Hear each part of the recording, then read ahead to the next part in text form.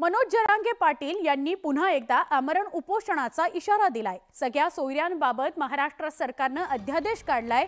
त्याचं 15 दिवसांमध्येच विशेष अधिवेशन बोलवून कायद्यात रूपांतर करावं।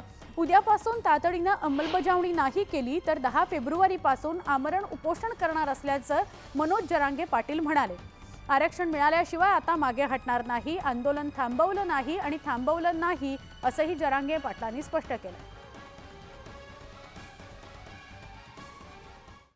10 फेब्रुवारीला अंतरवाली इथं मी त्याची अंमलबजावणी व्हावी म्हणून कठोर आमरण उपोषण सुरू करण्याचा आज निर्णय घेतलाय।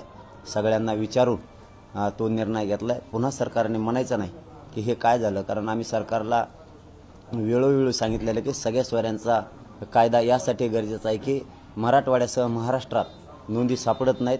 त्यांनी म्हणलेत की आम्ही काही झालं तर आम्ही केंद्रापर्यंत जाऊ, म्हणजे एकीकडून आम्हाला तुमचा माणूस तुमच्या सह्याचं पत्र देतोय, त्याच्यावर सही आहे का नाही मी आणखीन कोणाकोणाचं बघितलं नाही, पण लय मोठ्यात मी बघतो त्याच्यावरती। आणि तुम्ही दुसऱ्याच दिवशी उगवून द्यायचा दुसरा दिवस आणि तुम्ही म्हणायचं मी केंद्रापर्यंत जाईन, म्हणजे काय? मराठ्यांची गरज नाही तुम्हाला, एकाच ऐकून तुम्हाला मराठ्यांचं वाटोळं करायचं। आणि ह्या कायद्याला महाराष्ट्रातल्या मराठ्यांना पुन्हा सांगतो, गैरसमज नको, कायद्याला कोणाच्याच याने काहीच होत नाही। फक्त 2 स्टेटमेंटबद्दल हे वळणावर नीट आणण्यासाठी ही 10 तारखेची घोषणा करावी लागते मला, आणि मी केली, आता मी मागे सरकत नाही।